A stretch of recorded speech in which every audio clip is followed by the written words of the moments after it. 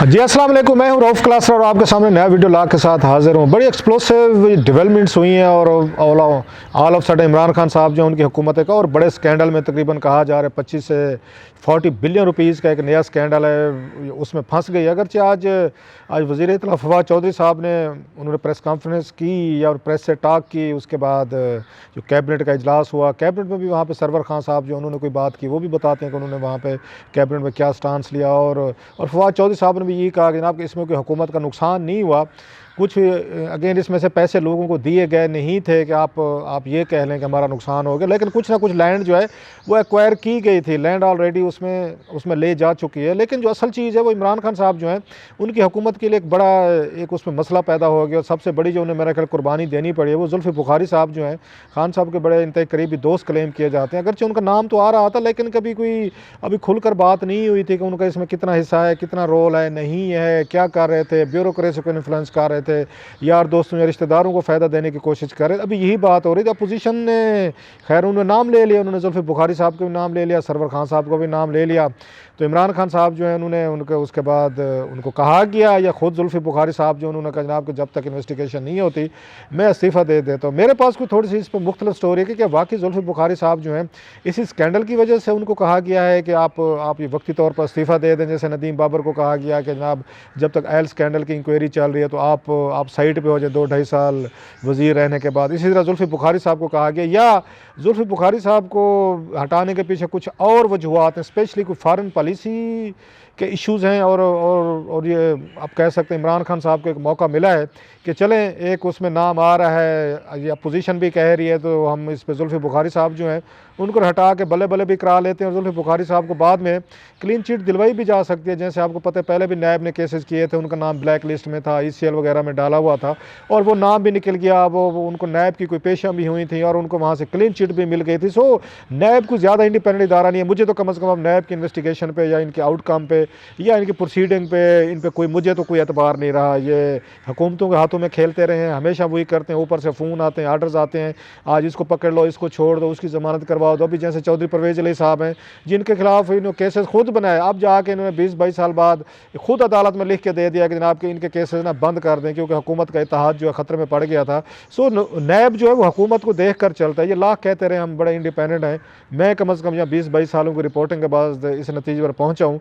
कि नायब की इन प्रोसीडिंग को, इनके एक्शन को, इनको सीरियस नहीं लेना चाहिए। इनके एग्जीक्यूटिव बोर्ड्स की मीटिंग होती है, एक मीटिंग होती है जिसमें 10 नए केसेस खोल लिए जाते हैं और उसी में नीचे उस प्रेस रिलीज़ में नीचे जाकर लिख दिया जाता है कि फ़लाँ ने 10 केसेस जो है ना वो बंद कर दिए गए, फ़लाँ अफसरान के खिलाफ कार्रवाई शुरू होगी, नीचे लिख दिया जाता है फ़लाँ के खिलाफ बंद की गई है। वहाँ भी एक दुकान खुली हुई है, वहाँ पे भी लॉन्ड्री खुली हुई है, जो जहाँ पे बिडिंग कर सकता है बेहतर वहाँ पे कोई उनको कन्विंस कर सकता है। कन्विंस पाकिस्तान में पता है आपको लोग एक ही तरीके से होते हैं कि जनाब कौन कितना उसकी चूंच गीली कर सकता है। तो केसेस भी बंद करें, हुकूमतें बंद करवाती हैं, अपने लोगों की बंद करवाती हैं, वहाँ डमी और फेक किस्म की तहकीकात होती हैं। लिहाजा नैब का ये कहना है जी हम तहकीकात रिंग रोड में कर रहे हैं। इससे पहले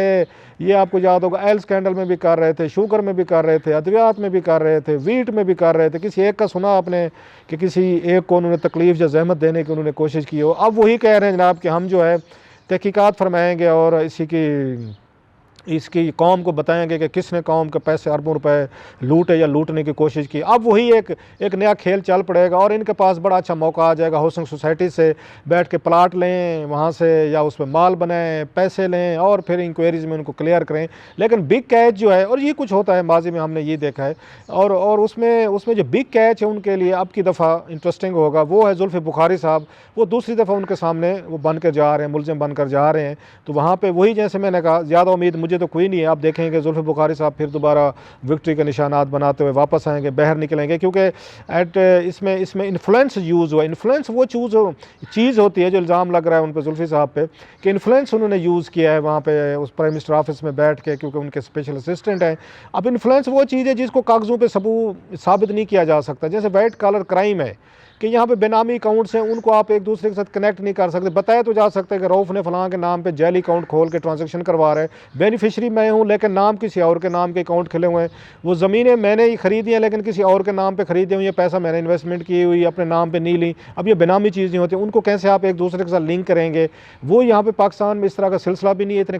इतने कम्पिटेंट लोग भी नहीं है, ना हमारे पास इन्वेस्टिगेटर हैं, ना जुडिशरी है, ना प्रोसिक्यूटर है। अगर हैं भी सही 2-4 तो उनको टेम करना इतना बड़ा मुश्किल काम नहीं होता। लिहाजा यहाँ पे सिर्फ इल्ज़ाम जो लग रहा है इन्फ्लुएंस करने वाला लग रहा है। गुलाम सरवर खान साहब पे खैर डिफरेंट उन पे इल्ज़ाम लग रहा है, उनका भी कोई ऐसा सच सबूत नहीं आ रहा। उनके भी अपोनेंट्स यही कह रहे हैं कि वहाँ पे फ्रंट मैनू के ज़रिए ज़मीनें खरीदी गई हैं, कुछ वहाँ पे ऑलरेडी इन्हें पता था कि यहाँ से रिंग रोड गुजरना है, तो उन्होंने वहाँ पे 5-5, 10,000 कनाल पे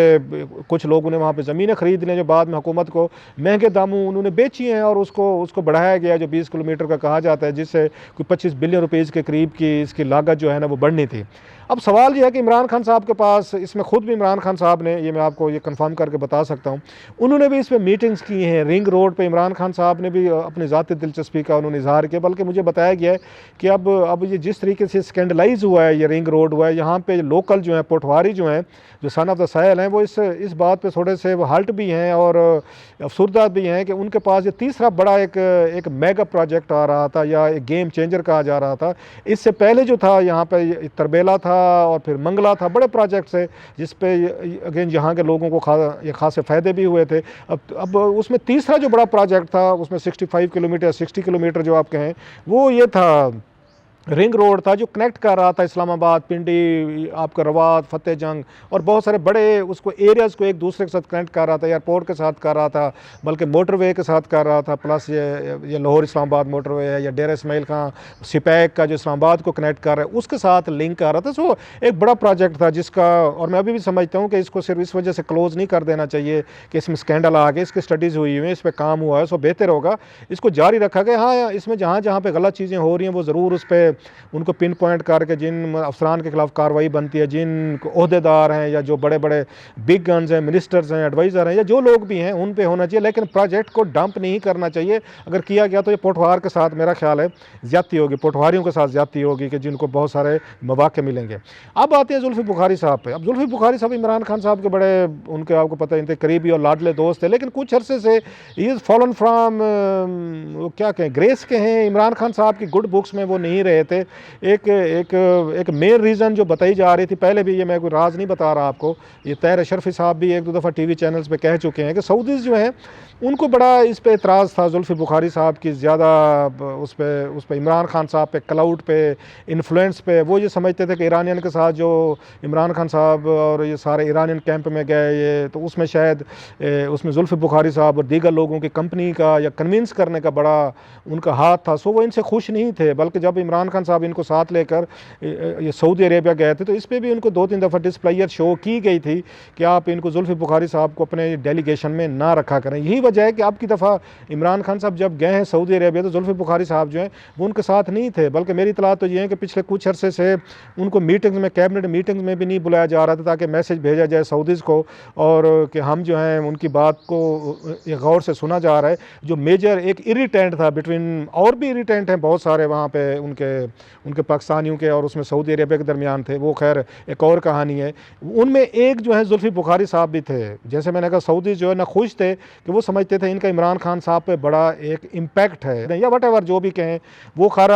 बहरहाल खुश नहीं थे। अब इमरान खान साहब और हमारे इस्टेब्लिशमेंट ने सोचा कि सऊदीज़ के साथ हमने पैचअप करना है, दोबारा तल्लुकात अपने हमने उनके साथ हमने ठीक करना है। तो ठीक करने के लिए आपने इरिटेंट्स जो है ना उनको हटाना था। जहाँ पे बाकी इरिटेंट्स आप दूर कर रहे थे, उसमें से साफ ज़ाहिर है जुल्फ़ी बुखारी साहब वाला इरिटेंट मेजर इरिटेंट था और कई दफ़ा इस पर एक कम्युनिकेशन भी हो चुकी थी। सो उनको कुछ अरसे से डंप कर दिया गया था। इमरान खान साहब के साथ जो उनकी विजिट्स होती थी, हर दौर में साथ होते थे, तो आपने देखा होगा कुछ अरसे से वो नज़र आना वो बंद हो गए थे, जिससे लग रहा था कि सऊदीज़ को एक क्लियर मैसेज भेजा जा रहा है कि आपको जो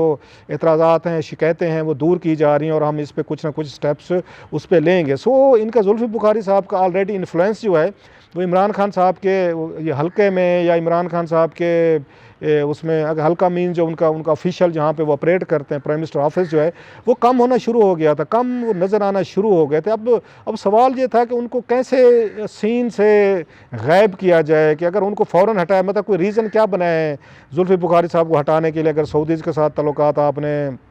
अगर ठीक रखने हैं और उनको मैसेज आपने भेजना है और आपके लिए एक बैगेज बनता जा रहा है, लायबिलिटी बनते जा रहे हैं, आपके दोस्त जो हैं आपके लिए बोझ बनते जा रहे हैं। सो इमरान खान साहब के लिए मुश्किल था कि अचानक कोई फ़ैसला करें और उसको जुल्फ़ी बुखारी साहब को ऑल ऑफ सडन हमें बता दिया जाए कि जी उन्होंने इस्तीफ़ा दे दिया है, जो हुकूमत ने उनको हटा दिया है। वो उनको इस तरीके से कोई हटा कर वो भी नहीं करना चाहते। लिहाजा ये जो अपोजिशन ने जब उनका नाम लेना शुरू किया है और ये बात सामने आने शुरू हुई है कि सरवर खान साहब और जुल्फ़ी बुखारी साहब के नाम लेने शुरू किए हैं और उस पर बार बार अपोजिशन ने इसकी उन्होंने बीटिंग करना शुरू की है। मेरी कुछ लोगों से बात हुई है जो नो हाउ रखते हैं, तो वो ये कहते हैं कि एक बड़ा अच्छा मौका समझा गया कि जुल्फ़ी बुखारी साहब को कहा जाए कि आप खुद अनाउंस कर दें और फिर वही कहते हैं हम आपको दोबारा वापस ले आएंगे। इन्वेस्टिगेशन में जैसे मैं कह रहा हूँ कि इन्फ्लुएंस यूज़ करने को आप साबित नहीं कर सकते, क्योंकि जुल्फ़ी बुखारी साहब की अपनी कोई ज़मीनें नहीं है वहाँ पर, उनके रिश्तेदारों की ज़मीन है जो साफ ज़ाहिर यहीं के हैं, सन ऑफ द साहिल हैं,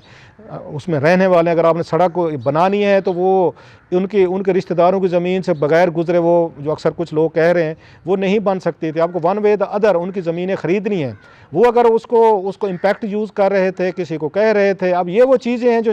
जैसे मैंने कहा इनको प्रूव करना मुश्किल होगा। लिहाजा जुल्फ़ी बुखारी साहब जो हैं, या तो हाँ अफसरान जो हैं जिनको वो इन्फ्लुएंस यूज़ रिपोर्टेडली करते रहे हैं, उसमें एलिजिडली वो सामने आते हैं, गवाहियाँ देते हैं, हाँ जी मुझे जुल्फ़ी बुखारी साहब जो हैं फ़ोन करते रहे हैं, मुझे कहते रहे हैं क्या क्या मुझे उन्होंने डिमांड्स की, उनके बयान सामने आते हैं। वो बड़े क्रिटिकल हो सकते हैं, की हो सकते हैं उनकी इनोसेंस में या उनके मुल्ज़िम होने में या गिल्टी होने में। सो वो डिपेंड करना है कि जब इंक्वायरी शुरू होगी तो वो जो अफसरान हैं वो क्या आके बयानात देते हैं, जुल्फ़ी के हक़ में देते हैं, उसके ख़िलाफ़ देते हैं, या वो बिल्कुल एक तरह का न्यूट्रल उनको पेश करते हैं। लिहाजा जुल्फ़ी के लिए ये जो केस है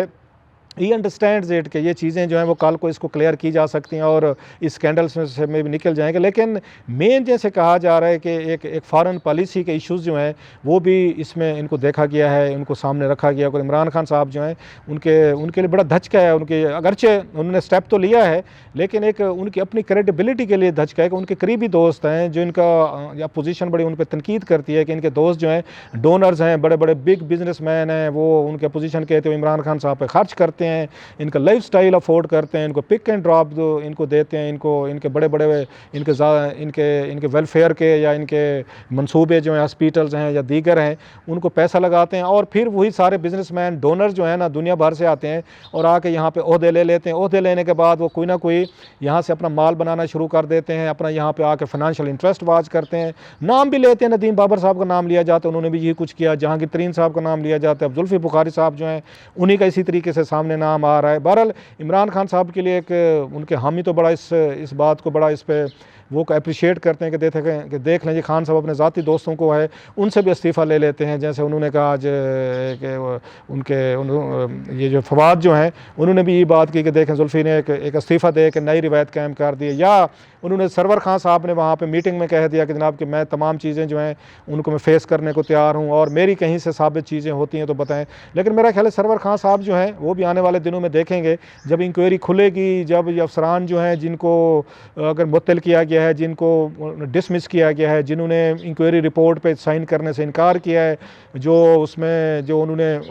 बकौल उनके जिसमें डीसी साहब भी हैं, कमिश्नर साहब भी हैं और एडीसी भी हैं, आरडीए के सरबराह भी हैं कि उन्होंने हुकूमत की ख्वाहिशात के मुताबिक रिपोर्ट देने से इनकार किया है। क्या वो अफसरान इतनी जुर्रत करेंगे कि वो जो चीज़ें उन्होंने आकर रिपोर्ट पर लिखने से वो की हैं वो पूरी तरीके से इंक्वायरी ये कमेटी को बताएंगे कि उन पर किसका दबाव था, क्यों दबाव था और किन किन क्वार्टर से उन्हें क्या कहा जा रहा था? वो असल मेरे ख्याल फैक्ट्स वो सामने आएंगे। बहरहाल एक और बंदे ने मुझे कहा है कि अब उसके बाद जुल्फ़ी बुखारी साहब जो मैंने कहा किसी से पूछा कि वो अगर ये चीज़ें नहीं साबित होती तो वो वापस आ जाएंगे, दोबारा बन जाएंगे, उनको मिनिस्टर फिर बना दिया जाएगा। उनका ख्याल है, ये मेरी राय नहीं है, उनकी राय है, उनकी राय में कि जुल्फ़ी बुखारी साहब के लिए दोबारा वापस आना अगर ये केस वो हो भी गया मुश्किल होगा और इतनी जल्दी ये इंक्वायरी जो है वो कहते हैं ख़त्म भी नहीं होगी, इसको भी लिंगर ऑन किया जाएगा, इसका रिज़ल्ट जो है शायद इतनी जल्दी ना आ सके। बहरहाल देखते हैं, जो होना था हो चुका। जुल्फ़ी बुखारी साहब से एक अहम वजारत थी, उनसे वापस ले लेगी है और इमरान खान साहब जो हैं एक और स्कैंडल में घिर चुके हैं या उनकी हुकूमत घिर चुकी है। इसमें से कैसे वो क्लियर होकर निकलते हैं, इंतज़ार करते हैं।